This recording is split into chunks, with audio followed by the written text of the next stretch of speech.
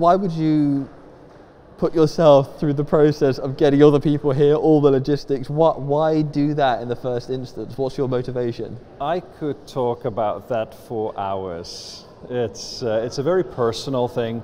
It's something that my wife and I started 13 years ago. I actually come from a long track record of technology sales to the banking sector. And when the crisis hit in 2008, everything became more difficult. And as a result, we decided to stop trying to sell software and services to banks, but to create a network from all the bankers that we knew already and try and invite others to come and try and sell to the banking sector. So that is how 13 years ago our organization started. Since then, we've been doing monthly networking events. That was expanded in 2013 with annual banking forums, which then doubled and tripled, and it's now become a way of life.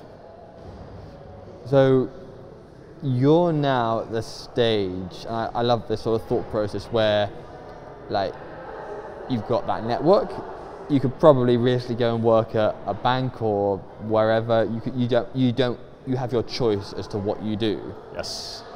What is it about yourself that this connects with? Like what is it about yourself, your personality, your history, as to why you'd want to actually be the one here putting this on, as opposed to going and doing something with somebody else? I just love meeting new people. If you look at, I've always been in sales, and the best part about my job was not necessarily the thrill of signing up a new contract, but it was also the thrill of meeting a new bank. Even if I would never see them again, if they wouldn't buy, it was somebody else that I got to know, that I learned more about him and about his business.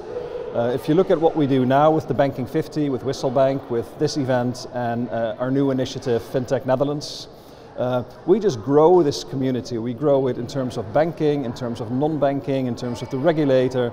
We've got lots of fintechs, banking technology companies, as I prefer to call them. Bring them all on board. Just one big happy family. Excellent, excellent. And the event's been going pretty well. How have you found the event so far, and what's been some of the feedback for it? The feedback has been very, very positive. It's interesting to see that we have a group of 25 people who are here for the Banking Renaissance Retreat. So they started a day earlier and they'll continue tomorrow for one day more. That's workshops with our academic partner, i.e. Business School, our consulting partner, McKinsey. That's all working out very nicely. They love that business school vibe to it. But then of course we've got 7 people on stage here, 7 people that everybody knows, but they've never been on stage all together. So to bring all of that here is pretty exciting. All right, I've got to ask, it's one of those things like, when you see a movie and you go, how the hell did they get that cast together?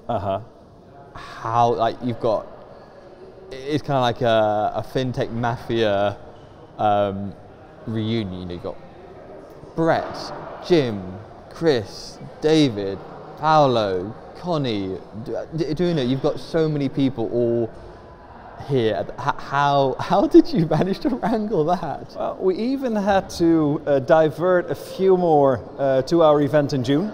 Otherwise it would just simply become too full. Brett and I go back a long way. Brett was a speaker in 2013 when we organized our first big banking conference in Ukraine. He has since then been a speaker in 2017. He was a speaker last November. We have Brett again. Brett just is one of those people who keeps coming up with new stuff that people want to hear. He's been very influential, especially in Eastern Europe, in the careers of the bankers that we have in our network. Jim, of course, Jim and Brett, they go hand in hand. Wherever you see Brett, you see Jim. Chris has been very popular in Ukraine. That's how we learned more about Chris. And the thing is with these influencers is that, once you get 1 or 2 on board, I'll just throw in the word, you can cut it out later, but Jim Maroos called it a dick measuring contest, where, when you get 2 or 3, the next one wants to be there, the next one wants to be there. And I also asked Brett, is it a good thing or a bad thing that with this phenomenal speaker faculty that we have, that you are first up, or is it better to be last? Kind of like a Eurovision question. And he says, well, I like to set the benchmark, I'm good to be there. But, and Jim said the same thing. He said, I'm the second one. Brett set the benchmark, I've got to do better now. And then Chris went, I've got to do one more better. So it's a really nice competition between these influencers you get as well. that is good. It's not like it's competitive to bring each other up. I like that, and I've definitely seen that with some of what's been happening in there. That's the other question I have is a lot of let's be very realistic. Post-pandemic, there's been a lot of debate about events and in-person events and where is the value. And there's some big conferences here in the Netherlands recently where you've been going, okay, I get value from this, but not value from that. And then on the flip side, you then have new events entering the scene. Like, I'm very curious for Fintech Meetup, which is an online first event and now a physical one. Mm-hmm. So my question is, where do you see events moving forward? What part and what role do they play in the ecosystem? Tough question. Yeah, it's and give the because a lot of people want to know this. Because if you crack this, then well, I wish I had the crystal ball for that. But then again, if I had the crystal ball and it would say that online events are becoming a thing for the future, then I guess I would be that odd man out, because the strength of our network for 13 years and also in our events is the personal connection. I always say we will never be a Cyboss, we will never be a Finovate, we will never be a Money 2020. We've got up to 300 people here. We will never get bigger than this. And the reason is we know everybody who is here. We know all the bankers, we know all the technology firms. I know them, Jelena knows them. And the power of these events for us is in the connection.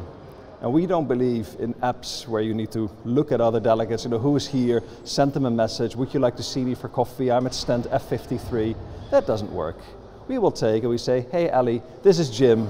Jim does this, Ali does that, have a talk, have a coffee.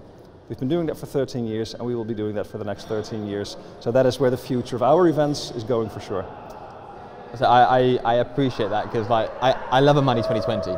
I love going to a Money 2020, but every time I've been to particularly Vegas, I have never left thinking I've turned over every opportunity, because there's just so much there. It's impossible to. So you always feel a little bit of FOMO with that. Whereas, let me tell you something exciting about this year's Money 2020. So our organization is going to be at Money 2020. We start our banking forum in June, the day before Money 2020, on 5th of June. And then we take our conference stage into Money 2020, where we have 3 more days. So imagine a big space of almost 100 square meters, and it will not be an exhibition stand, but a conference floor. So basically an extra stage at Money 2020. And we bring our banking community there, and that is going to be the place where the tech community meets the banking community, and that's how we plan to connect the people there. That's absolutely perfect. I mean, you can see the link there. Yeah. Because I say what I like about here is there is that community feel.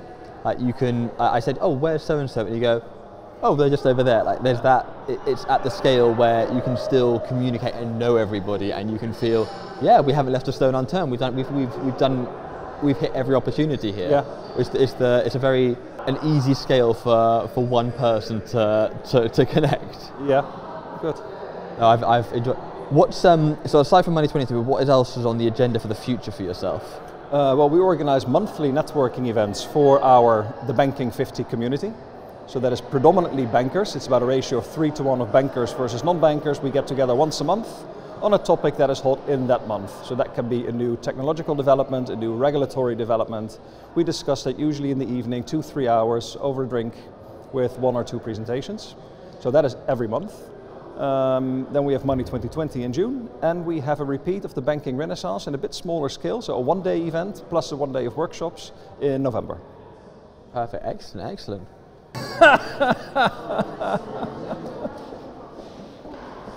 It's brilliant.